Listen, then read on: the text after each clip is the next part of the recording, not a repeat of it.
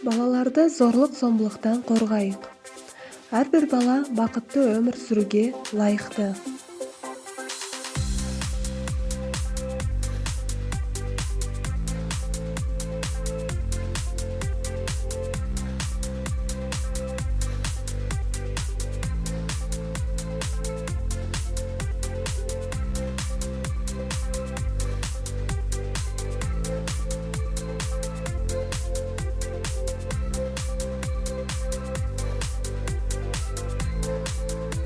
Балаларды ренжітуге, өміріне, денсаулығына қауіп-қатер төндіруге ешкімнің құқығы жоқ.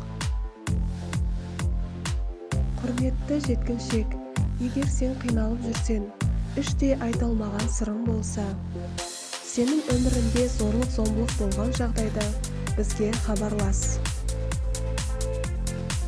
Сенім телефоны 111 сен үшін жұмыс жасайды.